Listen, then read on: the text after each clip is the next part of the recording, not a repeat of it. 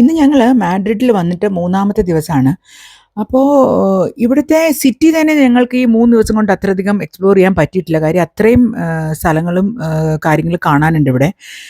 അപ്പോൾ ഇന്ന് ഞങ്ങൾ വിചാരിച്ചു ഇവിടുത്തെ കുറച്ച് പ്ലാസകള് ഒന്ന് എക്സ്പ്ലോർ ചെയ്യാമെന്ന്. ഇതിവിടുത്തെ വളരെ ഫേമസ് ആയിട്ടുള്ള പ്ലാസ ഡെൽ കലാവോ എന്ന് പറഞ്ഞ സ്ക്വയർ ആണ്. ഈ സ്ക്വയറിന്റെ സെന്ററിലുള്ള ഷിപ്പിന്റെ ഷേപ്പിലുള്ള ഈ ബിൽഡിംഗ് ആണ് ക്യാപിറ്റോൾ ബിൽഡിംഗ്. ഈ ബിൽഡിങ്ങിന്റെ മുകളിൽ ഷ്വെബ്സ് എന്ന് എഴുതിയിരിക്കുന്ന വളരെ ഫേമസ് ആയിട്ടുള്ള ഒരു ലാൻഡ്മാർക്കാണ് മാഡ്രിഡിലെ. ഈ സ്ക്വയറിലെ വേറൊരു അട്രാക്ഷൻ എന്താണെന്ന് വെച്ചാൽ ഇവിടുത്തെ LED സ്ക്രീനുകളാണ്. വളരെ ഹ്യൂജ് ആയിട്ടുള്ള LED സ്ക്രീനുകൾ ഹൊറിസോണ്ടലും വെർട്ടിക്കലും ഒക്കെ നമുക്ക് ഇവിടെ കാണാൻ പറ്റും. അത് സ്പെയിനിലെ തന്നെ one of the largest outdoor LED screens ആണ്. അതിൽ movie promotions, advertisements, live performance ഇതൊക്കെ കാണാം. അപ്പോൾ അതും ഒരു ആഡഡ് അട്രാക്ഷൻ ആണ് അവിടുത്തെ. പ്ലാസ, സ്ക്വയർ, മാർക്കറ്റ് പ്ലേസ് എന്നൊക്കെ പറയുന്ന എല്ലാം സെയിം ആണ്. പക്ഷേ യൂറോപ്പിൽ ഡിഫറെൻറ്റ് കൺട്രീസിൽ വേറെ വേറെ തരത്തിൽ പറയുന്നു എന്ന് മാത്രം. ഇവിടെ അവരുടെ ഒരു സോഷ്യൽ ആൻഡ് കൾച്ചറൽ ഹബ്ബാണ്. അതൊരു ഫ്രണ്ട്സും റിലേറ്റീവ്സും ഒക്കെ ആയിട്ടൊരു മീറ്റിംഗ് പ്ലേസ് ആണ്. വളരെ ഇമ്പോർട്ടൻ്റ് ആണ് ഇവർക്ക് സ്ക്വയർ എന്ന് പറയുന്നത്. അപ്പോൾ ഇന്നത്തെ ഈ വാക്കിംഗ് ടൂറ് നമുക്ക് ഇവിടുന്ന് തന്നെ തുടങ്ങാം. ഈ സ്ക്വയറിൽ നിന്ന് നമുക്ക് ധാരാളം ബൈ ലൈൻസ് പോലെ ഇങ്ങനെ കാണാം. അപ്പോൾ അത് ഓരോ സ്ഥലത്തേക്ക് പോകുമ്പോഴും ചില സ്ഥലത്ത് ഹോട്ടലാണ്, ചില സ്ഥലത്ത് ഷോപ്പിംഗ് സെൻറ്റേഴ്സ് ആണ്, തിയേറ്റേഴ്സ് ആണ്. അങ്ങനെ ഗ്രാൻഡ് വിയയുടെ ഒരു പാർട്ടാണിത്. അപ്പോൾ അതിലിങ്ങനെ വാക്കിംഗ് ടൂർ ചെയ്യാനാണ് ഞങ്ങൾ ഇന്ന് വിചാരിച്ചത്. ഗ്രാൻഡ് വിയ എന്ന് പറയുന്നത് ഇവിടുത്തെ ഒരു MG റോഡ് പോലെയാണ്. അപ്പോൾ ഞാനത് കഴിഞ്ഞ വീഡിയോയിൽ ചെയ്തിരുന്നു. അതുകൊണ്ടാണ് ഞാൻ അതിനെപ്പറ്റി പ്രത്യേകിച്ചൊന്നും പറയാത്തത്. ഈ ലെഫ്റ്റ് സൈഡിൽ കാണുന്ന ബിൽഡിംഗ് ആണ് 4 സീസൺസ് പറഞ്ഞ 5 സ്റ്റാർ ഹോട്ടൽ. അതിൻ്റെ മുകളിൽ തന്നെ വളരെ ലക്ഷൂറിയസ് ആയിട്ടുള്ള പ്രസ്റ്റീജിയസ് ആയിട്ടുള്ള അപ്പാർട്ട്മെൻറ്റ്സും കുറച്ചുണ്ട്. ഇവിടുത്തെ ഓരോ ബിൽഡിങ്ങും ഒരു പാലസ് പോലെ നമുക്ക് ഫീൽ ചെയ്യും. അത്രയ്ക്കൊരു എടുപ്പോടെയാണ് അത് നിൽക്കുന്നത് ഓരോ ബിൽഡിങ്ങും. യൂറോപ്യൻ കൺട്രീസിലൊക്കെ എന്താണെന്ന് വെച്ചാൽ അവർ പഴയ ബിൽഡിങ് പൊളിച്ചു മാറ്റി പുതിയത് പണിയാനായിട്ട് നോക്കാറില്ല.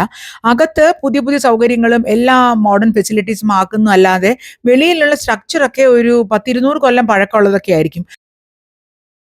ഇവിടുത്തെയൊക്കെ എല്ലാ സ്ട്രീറ്റിനും എല്ലാ ബിൽഡിങ്ങിനും ഓരോ കഥകളുണ്ട്, ഓരോ ഹിസ്റ്ററി ഉണ്ട്. അപ്പം നമുക്ക് ഇതൊന്നും മുഴുവനായിട്ട് കാണാനോ അല്ലെങ്കിൽ മനസ്സിലാക്കാനോ ഒരാൾക്കും പറ്റില്ല. അല്ലെങ്കിൽ നമ്മൾ സ്പെയിനിൽ വന്നിട്ട് സ്ഥിര താമസാക്കി കുറേശ്ശെയായിട്ട് നമുക്ക് കാണാമെന്നല്ലാണ്ട് പെട്ടെന്ന് വന്നൊരു ട്രാവലറിന് അതൊന്നും പഠിക്കാൻ അത്ര ഈസി അല്ല. ഇവിടെ ഞങ്ങൾ പോയത് പലാസിയോ ഡേ സിബിലിസ് എന്ന് പറഞ്ഞ ഒരു പാലസ് കാണാൻ വേണ്ടിയിട്ടാണ്. ഈ പാലസിലേക്ക് പോകുന്ന വഴിക്ക് കാസ ഡെ അമേരിക്ക എന്ന് പറഞ്ഞിട്ട് ഒരു ബിൽഡിംഗ് കണ്ടു. അതും വളരെ ഹിസ്റ്റോറിക്കൽ ഇമ്പോർട്ടൻസ് ഉള്ളതാണ്. കാരണം പണ്ട് ക്രിസ്റ്റഫർ കൊളംബസ് അമേരിക്കയിൽ പോയിട്ട് സ്പാനിഷ് കോളനീസ് ഉണ്ടാക്കിയിരുന്നു. നോർത്ത് അമേരിക്ക, സെൻട്രൽ അമേരിക്ക, അങ്ങനെയൊക്കെ. അപ്പോൾ അവരൊക്കെ ഇപ്പോഴും സ്പാനിഷ് ഭാഷയാണ് പഠിക്കുന്നതും അവിടുത്തെ ഒഫീഷ്യൽ ലാംഗ്വേജും ഒക്കെ. അപ്പോൾ അത് കാരണം അവർ സംസാരിക്കുന്നത് സ്പാനിഷ് ഭാഷയാണ്. അപ്പോൾ ഈ ബിൽഡിങ്ങിൽ എന്താണെന്ന് വെച്ചാൽ ധാരാളം എക്സിബിഷൻസും പിന്നെ അവരുടെ ആ സ്പാനിഷ് ആൻഡ് അമേരിക്കൻ കൾച്ചർ തമ്മിലുള്ള ആ ഒരു ബോണ്ട് കീപ്പ് ചെയ്യാനായിട്ടും സ്പെയിനിൻ്റെയും അമേരിക്കയുടെയും ഒക്കെ ആർട്ട് പ്രൊമോട്ട് ചെയ്യാനും ഒക്കെ ആയിട്ടാണ് ഉദ്ദേശം. അപ്പോൾ ഞങ്ങളങ്ങനെ പാലസ് ഡേ സിബിലിസിലേക്ക് പോവാണ്. അപ്പോൾ അതിൻ്റെ സൈഡിലൊരു വലിയ പാർക്ക് കണ്ടു ഞങ്ങൾ. അപ്പം ഞങ്ങളന്ന് കുറച്ച് ആ പാർക്കൊന്ന് കണ്ടിട്ട് വരാമെന്ന് പറഞ്ഞ് അങ്ങോട്ട് പോയപ്പോഴാണ് അത് വളരെ വലിയൊരു പാർക്ക്, അത് തീരുന്നേ ഇല്ല. അപ്പം ഞങ്ങളിങ്ങനെ അതിനെപ്പറ്റി നമുക്കറിയില്ലായിരുന്നു. അപ്പം ഞങ്ങളിങ്ങനെ അത് ഒന്ന് നോക്കിയപ്പോഴാണ് മനസ്സിലായത് ഈ മാഡ്രിഡിലെ ഏറ്റവും വലിയ പാർക്കാണ് റീട്രോ പാർക്ക്. അപ്പോൾ അത് 300 ഏക്കറാണ് ആ പാർക്കിൻ്റെ വലിപ്പം. ഈ പാർക്കിൻ്റെ അകത്ത് കുറേ സംഗതികൾ കാണാനും ഉണ്ട്. അപ്പോൾ അതിനൊരു 2-3 മണിക്കൂർ എന്തായാലും വേണം. അപ്പം ഞങ്ങൾ വിചാരിച്ചു ഇത് കഴിഞ്ഞിട്ട് നമുക്ക് അവിടെ പോകാമെന്ന് വിചാരിച്ചു. പക്ഷെ നമുക്ക് അതിനുള്ള സമയം കിട്ടിയില്ല. ശരിക്കും മാഡ്രിഡിൽ ഞാൻ നോട്ടീസ് ചെയ്തത് എന്താണെന്ന് വെച്ചാൽ ഇവിടെ ചെറുതെന്ന് പറയാൻ ഒന്നുമില്ല. എല്ലാം വളരെ ഹ്യൂജ് ആയിട്ടുള്ള സാധനങ്ങളാണ്. പാർക്കാണെങ്കിലും റോഡാണെങ്കിലും ഫുട്പാത്തൊക്കെ ആണെങ്കിലും എല്ലാം ഇങ്ങനെ ഭയങ്കര ഹ്യൂജാണ്. നമുക്ക് ക്രോസ് ചെയ്യണമെങ്കിൽ തന്നെ 5 മിനിറ്റ് എടുക്കുന്ന പോലത്തെ ഒരു വലിപ്പമാണ് എല്ലാ സ്ഥലങ്ങളും. അങ്ങനെ ഞങ്ങൾ ആ പാലസിൻ്റെ അകത്ത് കയറി. അപ്പോൾ ഈ പാലസിൻ്റെ അകത്ത് അങ്ങനെ പ്രത്യേകിച്ച് കാണാനൊന്നും ഇല്ല. അതിപ്പോൾ ഒരു ഗവൺമെൻറ് ഓഫീസോ എന്തോ സിറ്റി ഹാളോ അങ്ങനെ എന്തോ ആണ്. അപ്പോൾ ഏറ്റവും മുകളിൽ പോവുകയാണെങ്കിൽ നമുക്ക് അവിടുത്തെ നോക്കിയാൽ മാഡ്രിഡിൻ്റെ ഫുൾ വ്യൂ കാണാൻ പറ്റും. അപ്പോൾ അങ്ങനെ പോകാൻ ഞങ്ങൾ വിചാരിച്ചിട്ടാണ് കയറിയത്. പക്ഷേ അത് അന്ന് ക്ലോസ്ഡ് ആയിരുന്നു. അപ്പോൾ ഞങ്ങൾക്ക് അങ്ങനെ മുകളിൽ കയറാൻ പറ്റിയില്ല. പിന്നെ ഇവിടുന്ന് ഞങ്ങൾ പോയത് പ്ലാസ ഡേ സോൾ എന്ന് പറഞ്ഞിട്ട് വേറൊരു സ്ക്വയറാണ്. അതും ഒരു മസ്റ്റ് സീ സ്ക്വയറാണ്. കാര്യം അത് അവിടുത്തെ ഒരു വളരെ ഫേമസ് ആയിട്ടുള്ള കുറേ ലാൻഡ് മാർക്സ് അതിന് ചുറ്റുമുണ്ട്.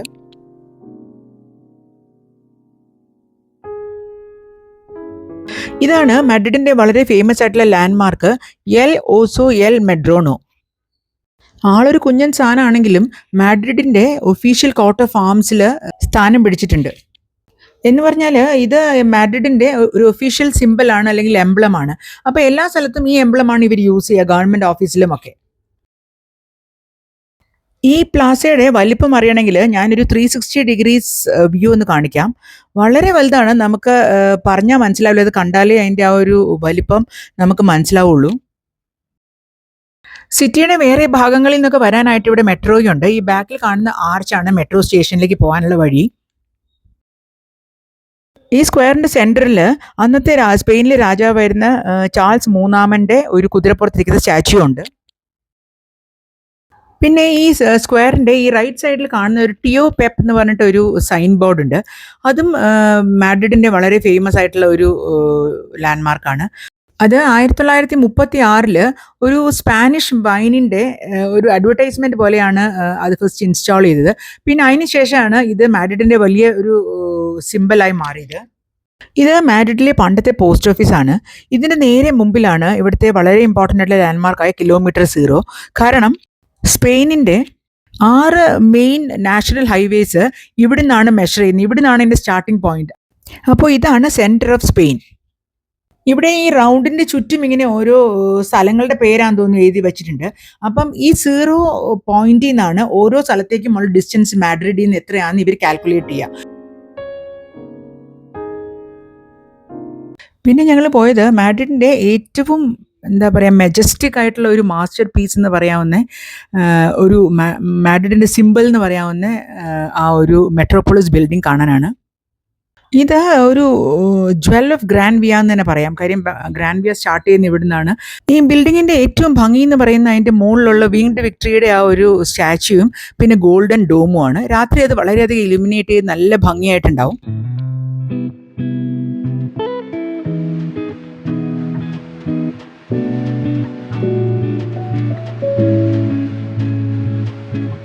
പിന്നീട് നമ്മൾ പോയത് പ്ലാസ ഡേ ലാ ഇൻഡിപെൻഡൻസിയ എന്ന് പറഞ്ഞ സ്ഥലത്തുള്ള ഈ ഒരു ഗേറ്റ് കാണാൻ വേണ്ടിയിട്ടാണ്. 1778 ചാൾസ് മൂന്നാമൻ ഉണ്ടാക്കിയ ഈ ഗേറ്റ് ആയിരുന്നു അന്ന് മാഡ്രിഡിന്റെ എൻട്രി പോയിന്റ്. ഇത് യൂറോപ്പിലെ വളരെ പോപ്പുലറായ ഒരു സ്റ്റോറാണ് പ്രൈമാർക്ക്. അപ്പോൾ ഞാനിത് കാണിക്കാൻ കാരണം എന്താണെന്ന് വെച്ചാൽ ഗ്രാൻഡ് വിയയിലെ മാത്രമല്ല സ്പെയിനിലെ തന്നെ വൺ ഓഫ് ദി ബിഗ്ഗസ്റ്റ് പ്രൈമാർക്കാണ് ഇത്. വളരെ അഫോർഡബിൾ റേറ്റിൽ latest fashion dress, accessories, chappals, travel items, house hold items എല്ലാം ഇവിടെ കിട്ടും. ഇതൊരു 4 ഫ്ലോറുള്ള വളരെ വലിയൊരു പ്രൈമാർക്കാണ്. അപ്പം അത് ഒന്ന് ചെറുതായിട്ട് കാണിക്കാം. അവിടെ ലേറ്റസ്റ്റ് ഫാഷനിൽ തന്നെ നമുക്ക് അഫോർഡബിൾ റേഞ്ചിലുള്ള കുറേ അധികം സാധനങ്ങൾ നമുക്ക് വാങ്ങിക്കാൻ പറ്റും. കാര്യം അവിടുത്തെ യൂറോപ്പിൽ പൊതുവെ ക്വാളിറ്റി എല്ലാം നന്നായിരിക്കും. അപ്പോൾ അത് കാരണം പ്രൈമാർക്ക് നമുക്ക് വിശ്വസിച്ച് വാങ്ങിക്കാൻ പറ്റിയ ഒരു കടയാണ്. ബട്ട് കോസ്റ്റ് വൈസ് നോക്കുമ്പോഴത്തേക്കും കുറച്ച് കുറവാണ്.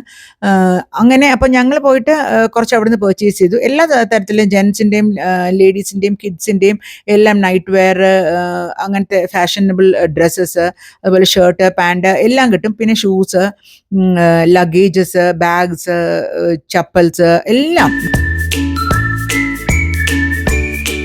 4 നിലകളുള്ള ഒരു വലിയൊരു ഷോപ്പിംഗ് കോംപ്ലക്സ് ആണ്. നമ്മുടെ ഒരു മോള് പോലെ തന്നെ പറയാം. അതുമാത്രമല്ല അതിൻ്റെ ആ ഒരു അവർ വെച്ചിരിക്കുന്നതൊക്കെ നല്ല രസമാണ്. നല്ല ഡിസ്പ്ലേ ബോർഡും ഒക്കെ വെച്ചിട്ട് നല്ല രസമായിട്ടത് വെച്ചിട്ടുണ്ട്. അതുകൊണ്ടാണ് എനിക്കത് കാണിക്കാൻ തോന്നിയത്.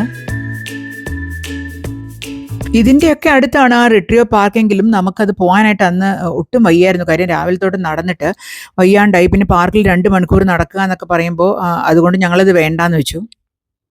തിരിച്ച് ഞങ്ങൾക്ക് റൂമിലേക്ക് എത്തണമെങ്കിലും കുറച്ച് ദൂരം നടക്കാനുണ്ട്.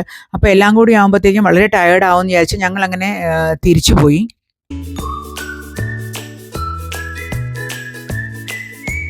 അപ്പോൾ അതിലിങ്ങനെ പോയ സമയത്താണ് ഒരു ഭയങ്കര കൂട്ടം ആൾക്കാരെ കണ്ടപ്പോൾ നമ്മൾ വിചാരിച്ചത് എന്താ ഇവിടെ എന്തോ ഒരു സ്പെഷ്യൽ ആണല്ലോ എന്നൊക്കെ പറഞ്ഞ് ഞങ്ങളിങ്ങനെ നോക്കി.